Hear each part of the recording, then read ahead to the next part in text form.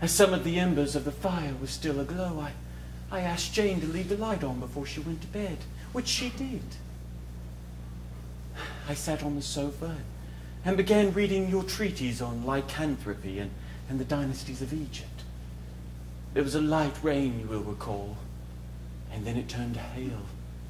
And as I read, I listened to the pattering of the hailstones on the window pane.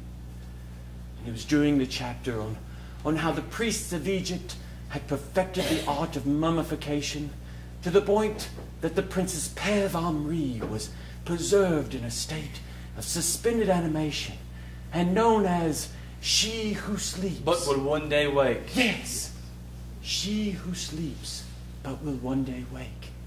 And how her tomb was guarded by Anubis, the jackal-headed god, but that her tomb had never been found. That is what is generally believed. And then suddenly, the pattering at the window pane caught my attention. For the hail had stopped, but the pattering went on. The glass shattered. I turned. I think I screamed, but I couldn't run away. I couldn't run away. It caught me, and then, I could tell no more. I could tell no more. You seem to have injured your neck. There's a wound there. Wound? Oh, I feel so very weak. I feel so very faint, as if I'd almost bled to death. Well, you couldn't have bled much. There were only 5 drops of blood on your dressing gown. Edith, perhaps you need some sleep. Come on. Sleep? Yes. No sleep for me. I shall never be able to sleep again. Sleep is dead. Sleep is dead. She hath murdered sleep. Don't leave me alone. It's okay. Don't ever leave me alone again. Oh, sleep is dead. Sleep is dead. Who hath murdered sleep? Come on. Don't worry. Jane will sit up with you. Jane, take good care of her.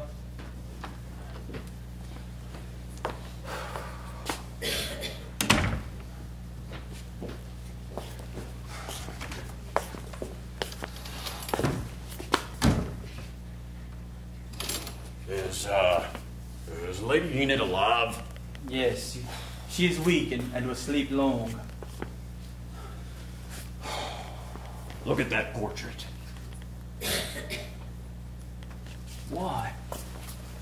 You must muse upon it.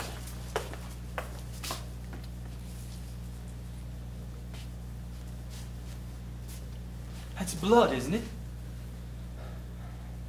Oh, I do wish, and yet I dread. What?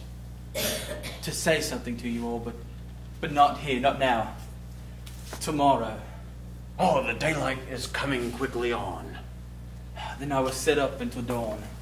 Fetch my powder flask and bullets. And if you please, reload the pistols. Lady Enid is all right, I presume. Yes, but I fear her mind is greatly affected. From bodily weakness, I dare say. Yes, but why should she be so bodily weak when she was just strong and well a few hours ago? The glow of youth and health was on her cheeks. Should she become so bodily weak in a single night? Nicodemus, sit. You know I'm not a superstitious man. You certainly are not. But I have never been as absolutely staggered as I have by the occurrences of this night. Say on. I have a frightful, no, a horrid suspicion, which I dare not mention to anyone, lest I be laughed to scorn. Oh, I'm lost in wonder. Nicodemus, swear to me that you will not repeat to anyone the dreadful suggestion that I am about to make. I swear. You've heard of a superstition which, in some cultures, is extremely rife, wherein it is believed that there are certain beings who never die. Never die? In a word, you've heard of a... Oh, God in heaven, I dread to say it, though I heard you speak it not 3 hours past. Dare I say... Vampire! Vampire, you said it! You said it! Now swear to me once more, Nicodemus, that you will not repeat this to anyone. Oh, be assured I shall not. For I am far from wishing to keep up in anyone's mind suspicions I would fain, very fain refute. Then, Nicodemus, let me confide in you the worst of my fears. Speak it, let me hear. I believe the vampire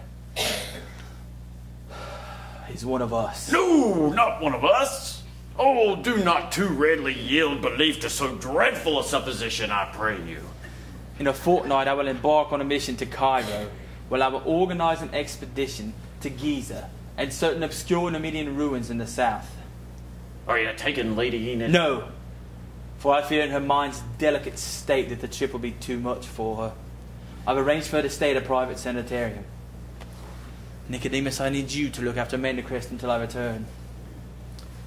I feel the desert holds many secrets. I can hear it calling to me. Perhaps I'll find some answers out there among the sacred mummies and pyramids.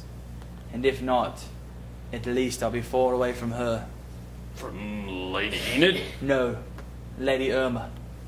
For it is she who I believe has extended her life by feasting on human gore. Well, say not so.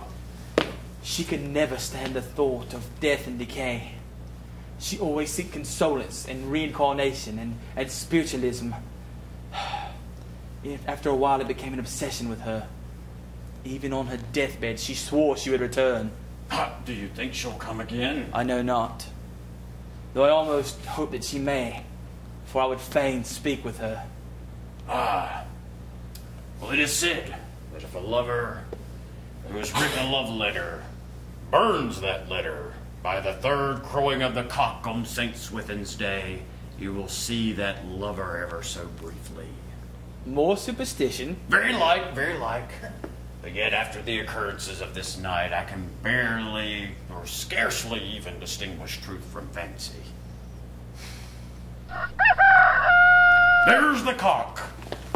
'Twill soon be dawn.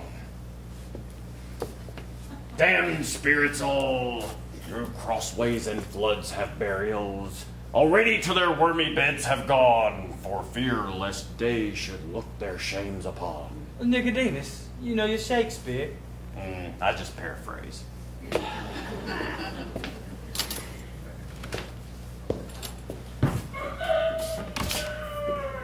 The second crowing of the cock.